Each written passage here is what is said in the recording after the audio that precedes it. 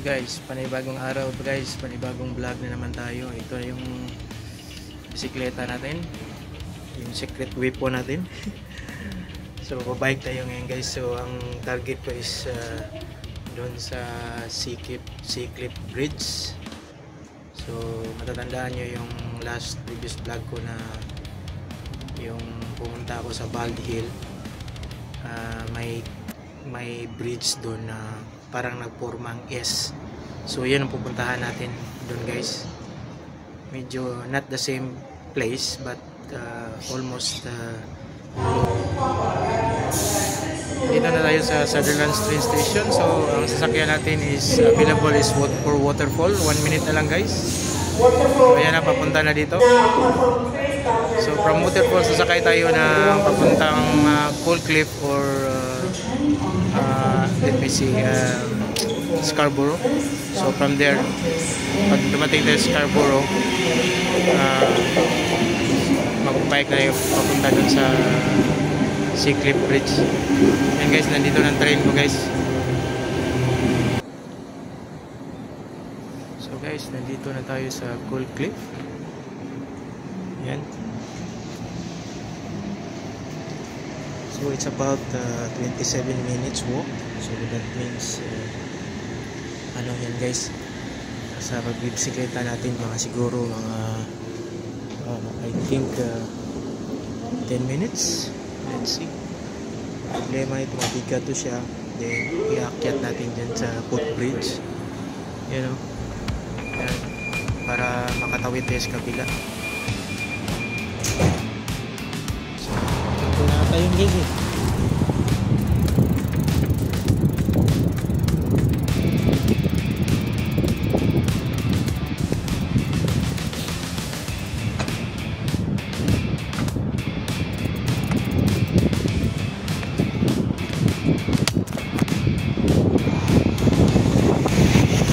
Tayo daan na naporma ng S sa Grand Pacific Drive, Ocean View.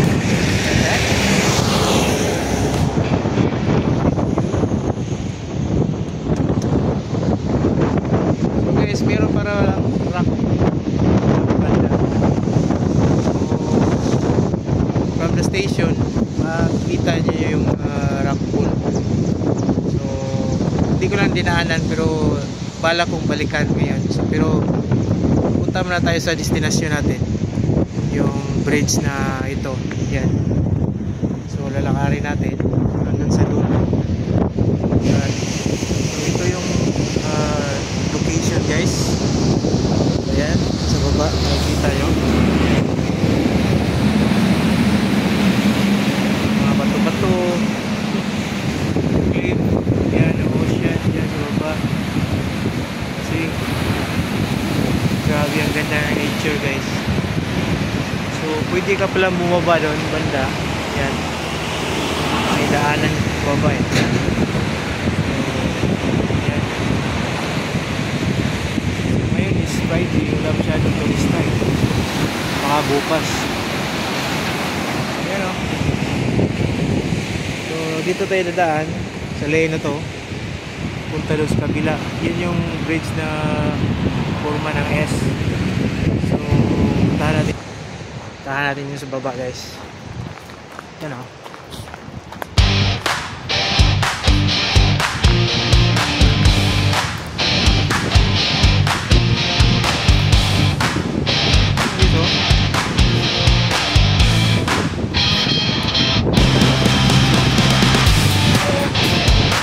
Malalaki yung mga alon dito guys.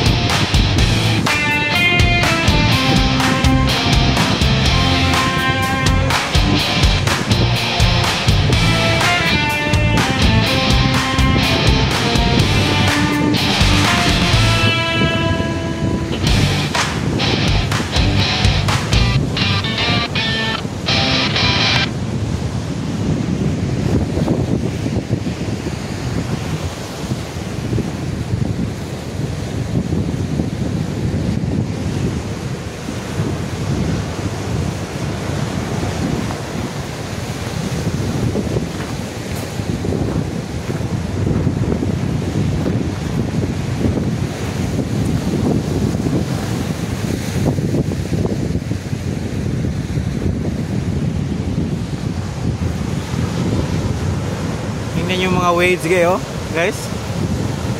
Sobrang laki. Pero maraming isda dito, I'm sure. Maraming isda dito. Gusto ko mamingwit dito pero walang nakapaskil na pwede siya mamingwit. Kasi delikado, baka biglang maalo na malakas. Diba? Itong bridge talaga to, maraming nagja-jogging, nag-walking, nagja-jogging. Kasi famous tourist destination to dito sa New South Wales. So continue tayo guys, balik tayo sa taas at magbabike ulit tayo. Puntahan natin yung dulo nito. Thank you guys. Ito yung S Bridge guys. So tingnan nyo, naka S sa likod, sa harap ko. Yan.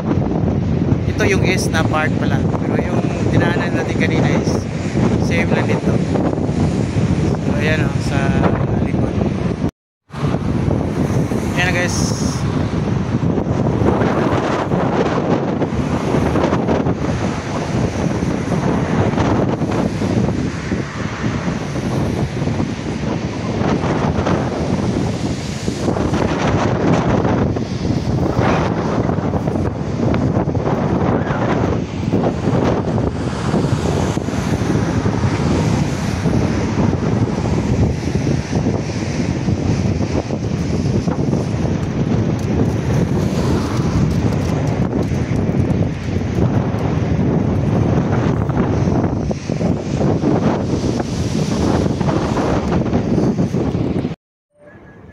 Ito na pala yung dead end guys. So dito yung last, yung view niya. So yan, the story of Lawrence Hargrave Drive.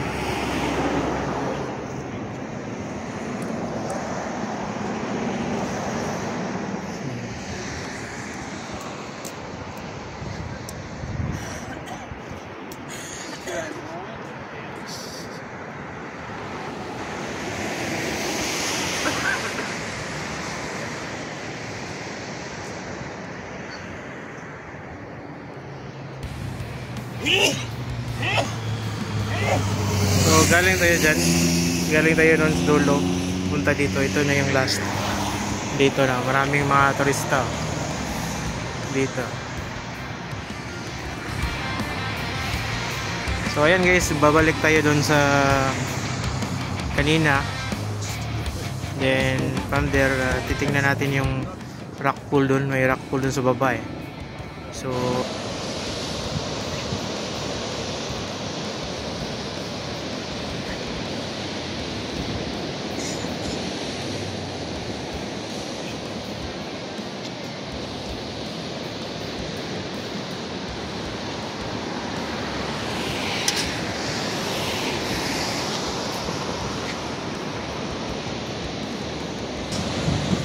rock pool. So,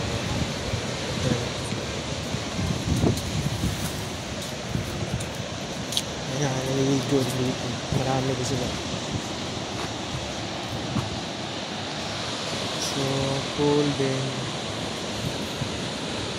May beach din. Then, pwede din tayo mamingwit dito guys. Kasi may naka-ano dun naka-basket dun na pwede maligo.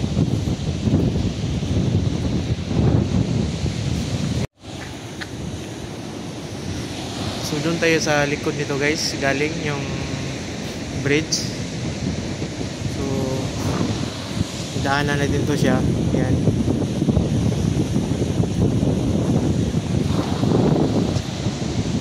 Pwede ka maligo dito. Pwede din tayo mamingwit dyan.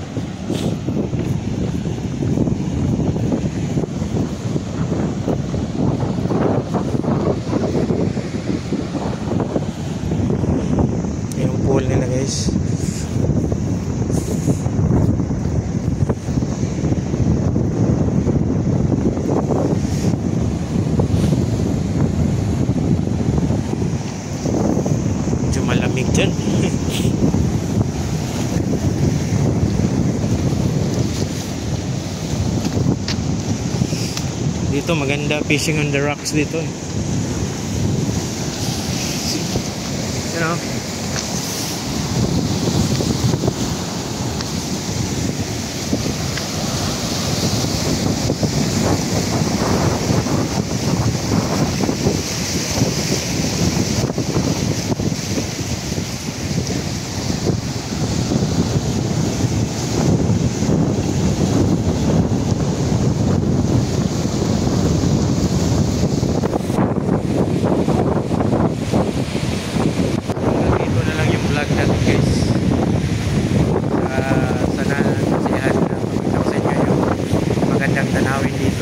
Please subscribe my channel and click na rin ang notification bell for more updates at ipapakita ko talaga sa inyo yung mga magandang lugar na